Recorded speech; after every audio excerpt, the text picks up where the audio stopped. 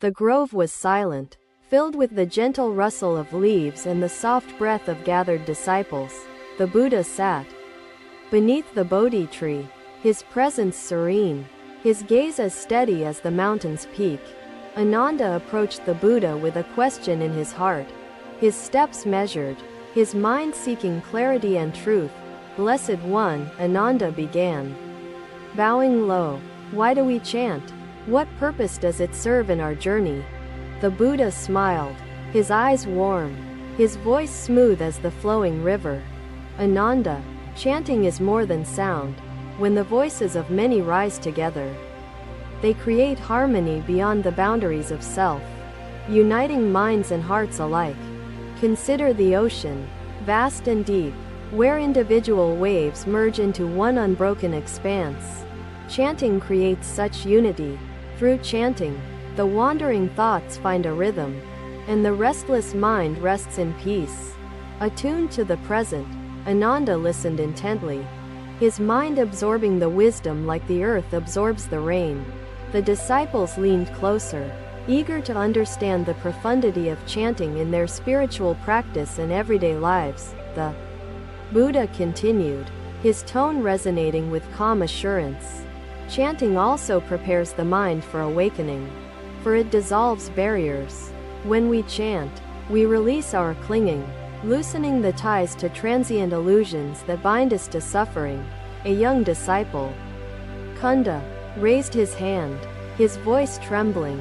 Blessed One, how does chanting ease the pain of suffering? The Buddha turned his gaze to Kunda, his expression gentle. Suffering is like turbulent water.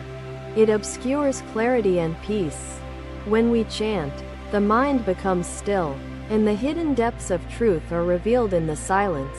Chanting is the boat that carries us across the stormy sea, guiding us toward the shores of liberation. Let them rise and fall naturally, he continued, pointing towards the roots of the banyan tree, visible as they grasp the soil like steady hands. Each chant is an offering, a bridge connecting this fleeting life to the realm of timeless truth. It is not the words themselves but the unity, the vibration, the intention, that transforms the chant into sacred practice. As the sun began its descent, the grove was bathed in golden light, casting long shadows of the disciples. The Buddha's presence, radiant and unwavering, inspired the disciples to chant together under the setting sun. Their voices rose, each syllable harmonized, filling the grove with a resonance that seemed to touch the heavens. In the act of chanting, the disciples felt the boundaries of self dissolve, replaced by an all-encompassing oneness. The grove, once silent, now thrummed with the collective sound of hearts united in pursuit of truth. After the chanting ceased, silence returned, deeper and richer, charged with the energy of their shared practice. Ananda whispered to himself, "Indeed, the Blessed One has shown us the profound power of chanting." The Buddha smiled again, his gaze sweeping across the disciples, his words echoing the rhythm of the cosmos.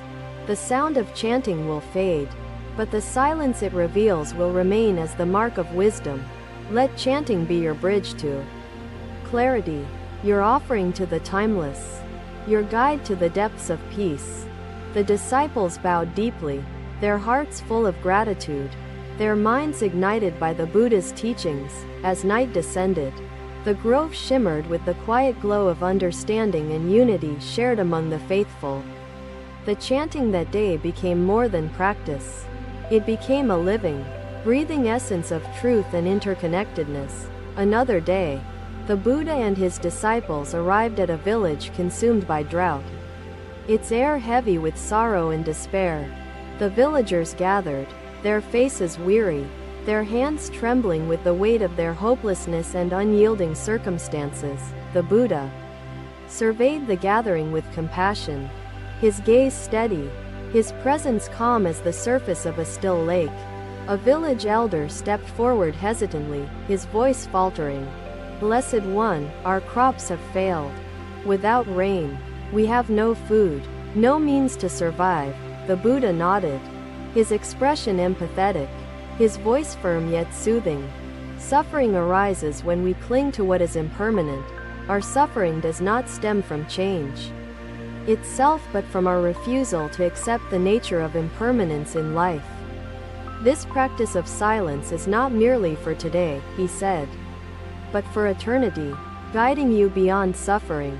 His disciples bowed low, their movements graceful with gratitude for the teachings bestowed upon them.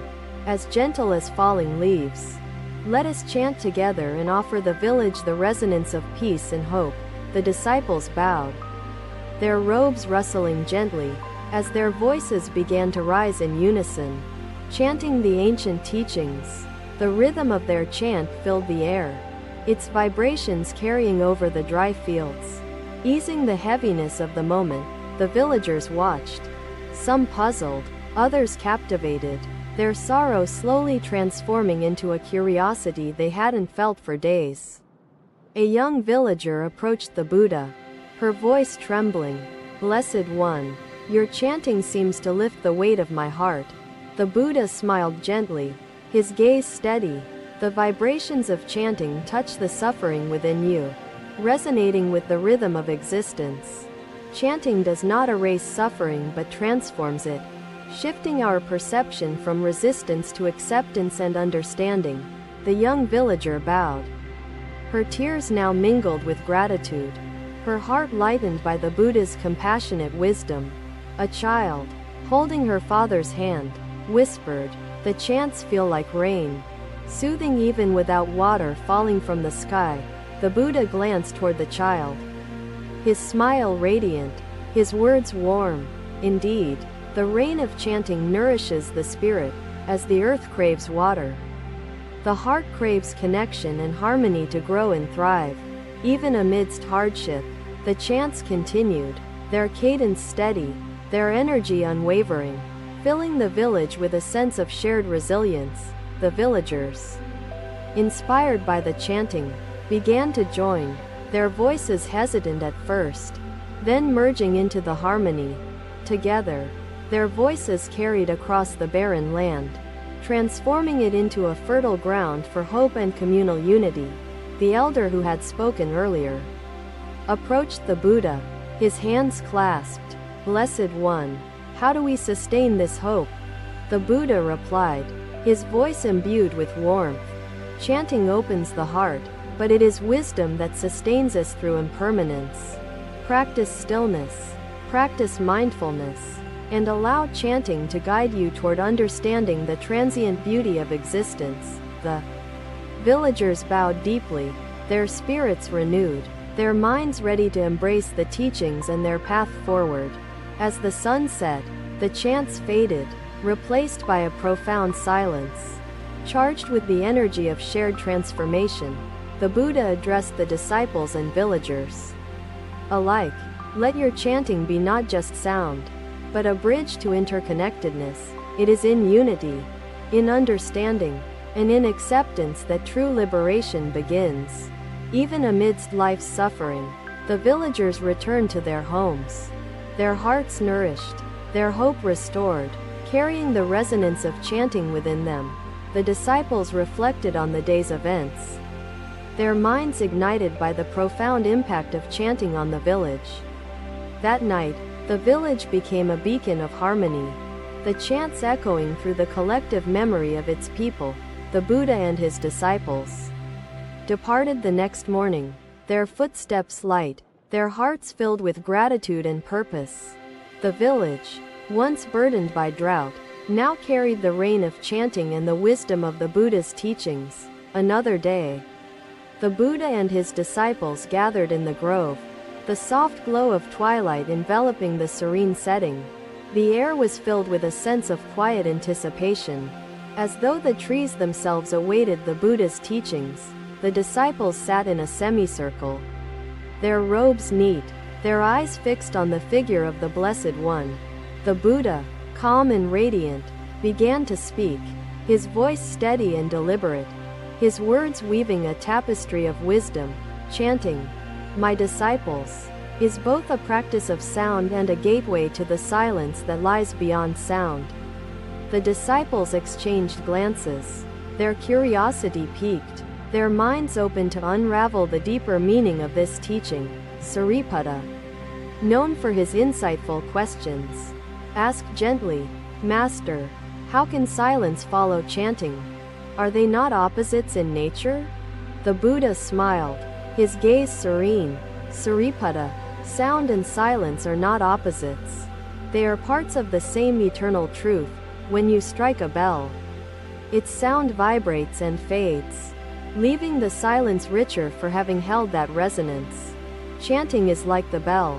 Its purpose is not the sound itself but the silence that grows after it."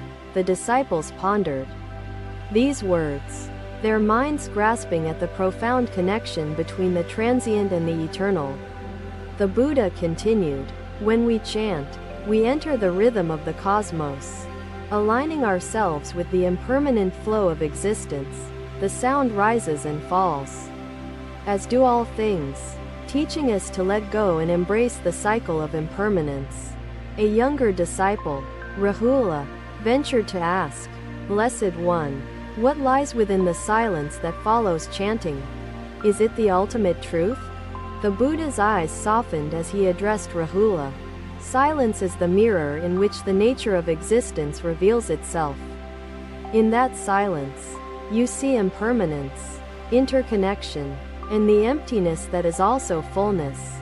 The Dharma beyond words." Rahula bowed his head, his heart swelling with reverence and gratitude, his mind eager to explore this profound silence.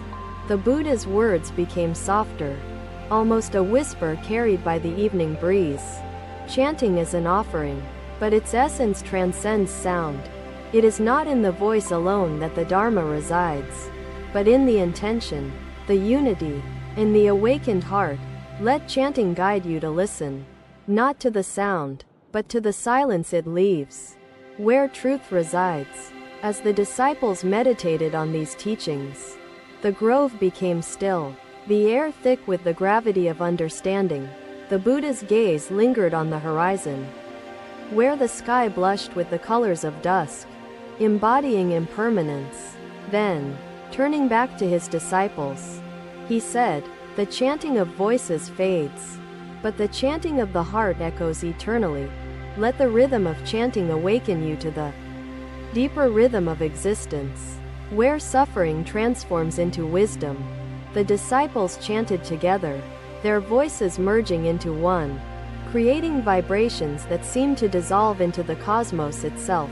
When the chanting ceased, the silence that followed was profound, as though the grove held its breath in reverence. The Buddha closed his eyes, his presence serene, embodying the stillness that his teachings had drawn the disciples toward. Sariputta whispered to Ananda, "This silence is unlike any I have known. It feels alive, vibrant, full of clarity and peace."